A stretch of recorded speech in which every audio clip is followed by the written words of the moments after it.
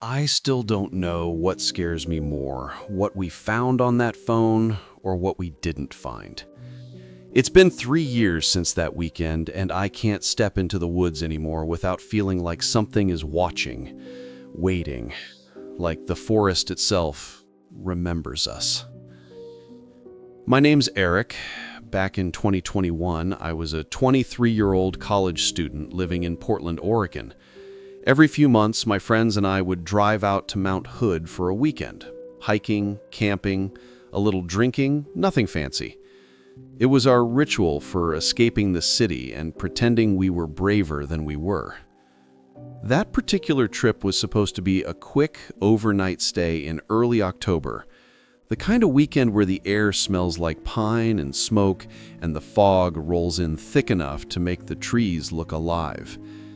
It was me, my best friend Tyler, his girlfriend Jess, and her younger cousin, Megan. 19, shy, always scrolling her phone. We'd been friends long enough to have our roles down. Tyler was the loud one, Jess the planner, and I was the one who brought too much gear.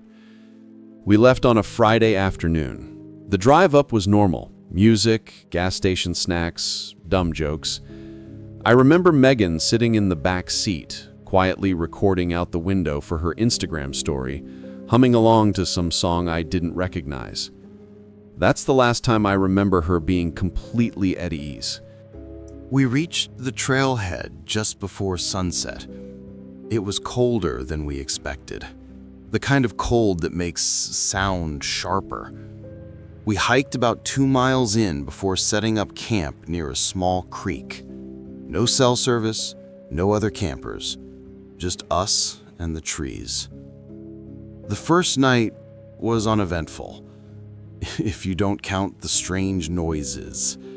At first, I thought it was the wind through the trees, but around midnight, Jess whispered, "Did you hear that?" Something was moving out there, slow, deliberate, too heavy to be a raccoon, too steady to be random. Tyler grabbed his flashlight, but the beam didn't reach far, just mist and endless trunks. We tried to laugh it off, but none of us slept well. By morning, the woods looked different, pale light filtering through fog, every branch dripping. Megan said she'd heard someone walking near the creek around 3 a.m. She said she thought it was one of us. We hadn't moved. Still, we packed up to hike further in, trying to make the most of the trip. We were supposed to reach a small clearing near Lost Creek Falls by afternoon. But somewhere between trail markers 12 and 14, the path just disappeared. It wasn't washed out, it was gone. The map on my phone was useless, no signal, and the compass started spinning like it was confused. Jess was the first to say maybe we should turn back, and honestly, I agreed. But Megan had wandered off a bit, saying she thought she saw an easier path downhill. We called her name. No answer. We thought she was messing with us. She'd done that before, hiding and jumping out. But after 5 minutes, we started shouting. 10 minutes. 15 minutes. That's when Tyler found her phone. It was lying face down in the mud near a patch of moss. The screen was cracked, smeared with dirt, but still working. Battery at 11%. I remember saying she must have dropped it. But when I picked it up, there were new videos. There were 3 clips. The first was only 12 seconds long. The camera was shaky. Megan was recording herself walking through the woods. She was smiling, saying something like, "I think I found another trail." Then she looked off camera and frowned. The video cut out. The second clip was 23 seconds. She was running, breathing hard. The camera kept swinging around, showing flashes of trees, dirt, and something dark between them that looked like a figure. At one point, you could hear her whisper, "Please stop." The clip ended with a crash, like she fell. The third video was the longest, about a minute. It started black. You could only hear her crying quietly, whispering, "I can hear you." Then, very faintly, a man's voice, too low to make out words, just talking. Megan said, "Please let me go." And the voice said something back, something that sounded like, "You shouldn't have come here." Then silence, a crunching noise, footsteps moving away. The screen stayed dark, but the microphone picked up the sound of breathing for another 15 seconds. Then nothing. We stood there for a long time. Jess was shaking. Tyler tried calling out again, but the woods just swallowed his voice. We searched for 6 hours, yelling, circling trees so we wouldn't get lost. We found nothing except pieces of her backpack strap caught on a branch and one of her earrings half buried near a log. When we finally got cell signal again, Tyler called 911. The park rangers came out, then a full search team. They found no sign of her.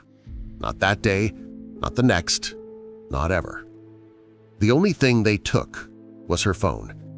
They said they'd analyze the data, but a few weeks later, when I asked for updates, the officer told me something that made my stomach drop.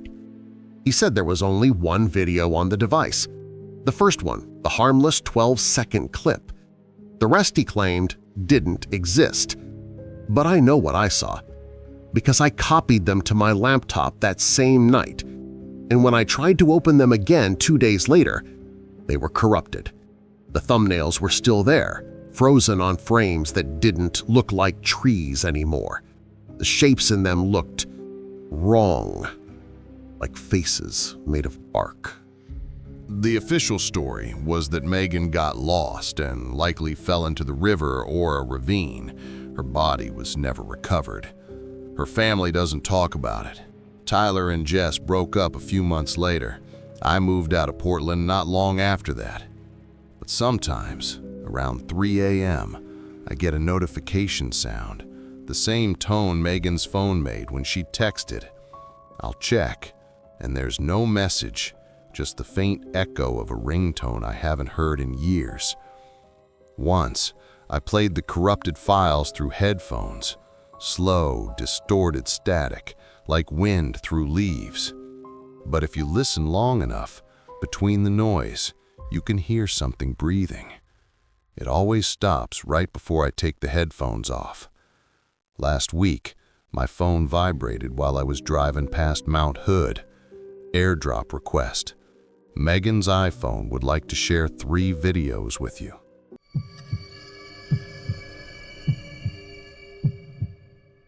I downloaded a sleep app to help track my insomnia. It was supposed to record when I snored or talked in my sleep, but last month, it captured something else, something that shouldn't have been in my apartment. My name's Rachel. I live alone in a 1-bedroom apartment in Seattle, 8th floor, facing a narrow alley between 2 old brick buildings.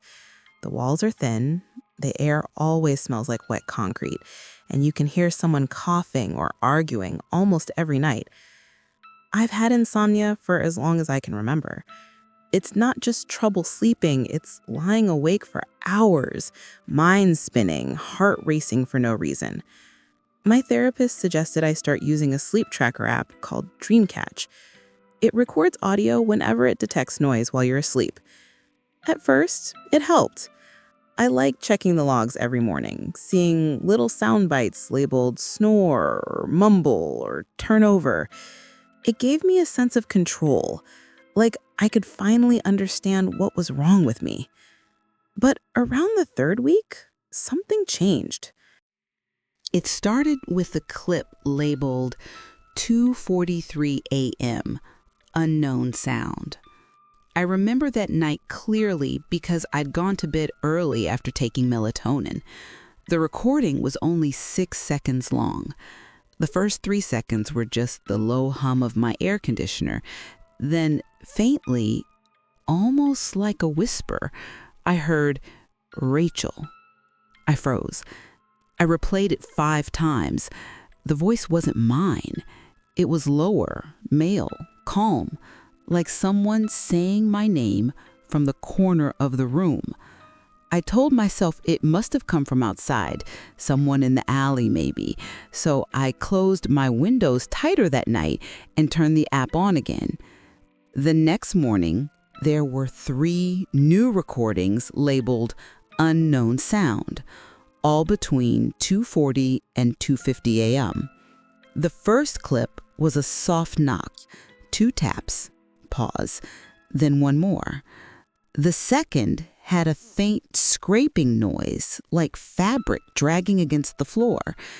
And the third was me talking in my sleep, except I didn't recognize my own voice. I said quietly, "You're not supposed to be here."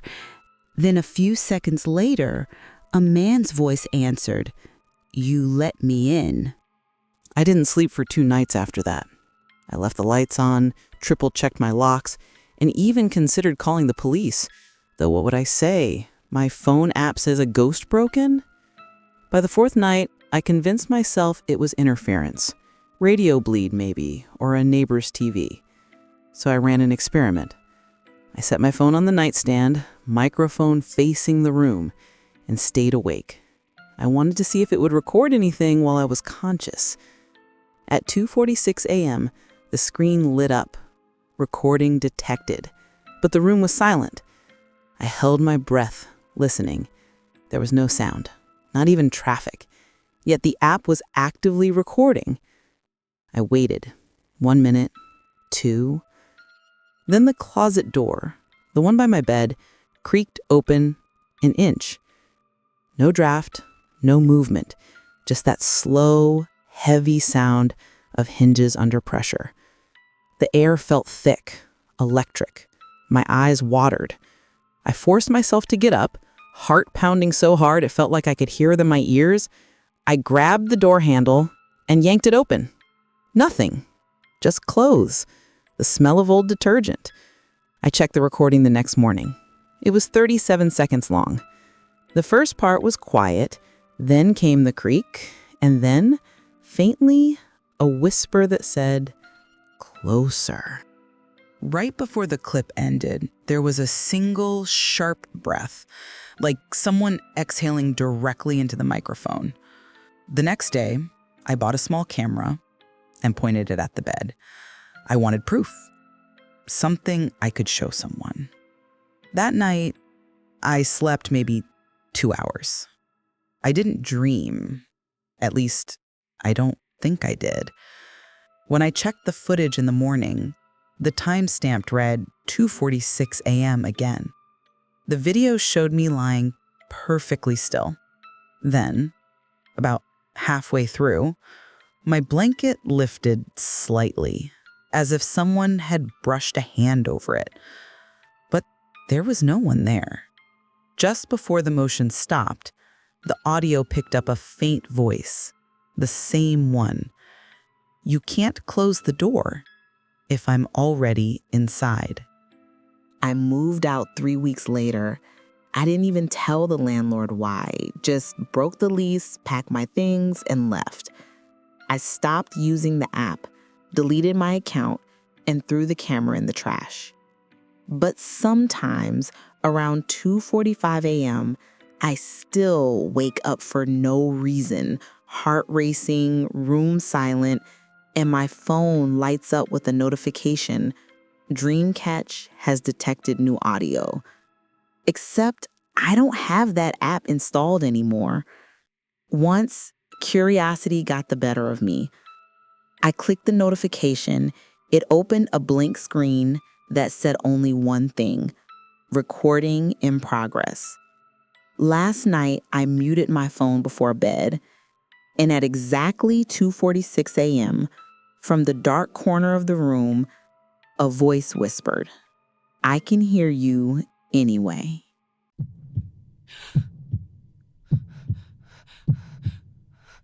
I moved into what I thought was the perfect apartment.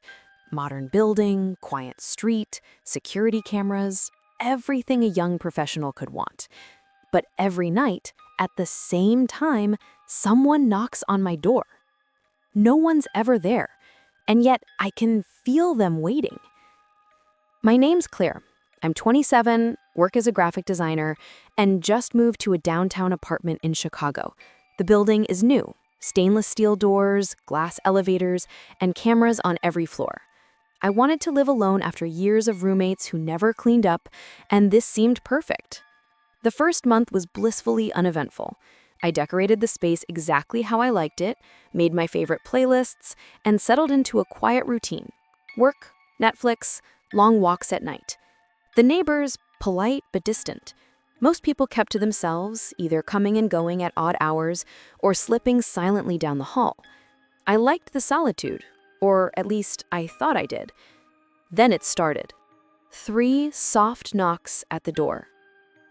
The first night I was curled up with a book around 11:30 p.m. when I heard it tap, tap, tap. 3 knocks. I froze. My apartment was quiet except for the low hum of the fridge. I approached the peephole slowly. Nothing. Empty hallway, dim lights reflecting off the polished floor. I waited, but no footsteps, no shadow, nothing. I shrugged it off. Maybe a neighbor is testing the walls or someone is drunk. The next night, the knocks came again. Same pattern, same time. I checked the security feed on the lobby monitor. The hallway was empty. The knocks, however, could still be heard. Soft, deliberate, unnervingly calm. I started sleeping with my phone near my bed, recording audio just in case.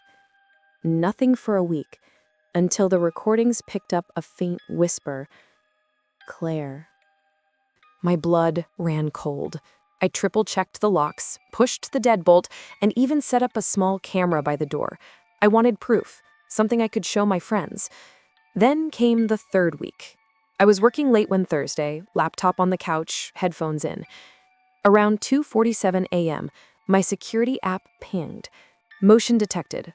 Apartment 407, front door. I froze. That's my apartment number. The live feed showed nothing. Empty hallway, perfectly still. And yet, the knocks came. 3 soft, deliberate knocks. I leaned closer to the screen, and for the first time, I saw her. A woman standing just outside my door, blurred and shadowed, head tilted like she was listening. Long hair hanging down, no features, just an outline. Impossibly thin, impossibly still. And then she turned her head toward the camera. Her face, pale and sunken, eyes wide, unblinking. 3 knocks. Then a whisper, faint but unmistakable. Please, let me in. He's still here. I ran out of my apartment that night, texted the building manager from the lobby. He brushed it off. Probably a prankster, nothing we can do. I didn't care. I stayed at a friend's place for the rest of the week. When I returned, I tried to rationalize. Maybe stress, maybe sleep deprivation, maybe I was imagining things. Until I opened my security app one night and watched the hallway feed. It was 2:47 a.m. again. The frame was empty at first. Then the shadow appeared at my doorframe. Slowly, deliberately. Not blurred this time, clear.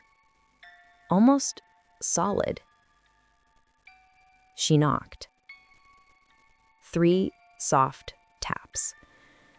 Then she whispered again, this time louder. You can't leave me here. He's still inside. The camera feed glitched, but I could hear her breathing. Sharp, ragged, and impossibly close. My heart felt like it would explode. I backed away, but the app continued recording. Through the feed, I heard the faintest sound of a door handle jiggle. Mine. upstairs. But the hallway was empty. I checked the recording later. Nothing moved. Nothing touched the handle. The next night, I slept with every light on, doors double locked, camera rolling. At 2:47 a.m., the knocks came again. 3 knocks. Soft, deliberate, chillingly real. I watched the live feed, paralyzed. I moved out a week later, broke the lease, left most of my furniture, and never looked back. I still get motion alerts from the app every few weeks. Every time, the timestamp is 2:47 a.m. Every time the knocks come, 3, soft, deliberate. I stopped checking the feed. I deleted the app. But sometimes, when I'm home alone, I hear 3 taps on my door. Not outside, but inside, on the wall next to my bed.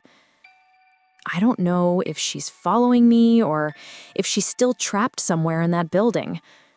They changed the locks months ago, and the cameras were upgraded. But every night at 2:47 a.m., I still hear her knocking, and I know she's still waiting.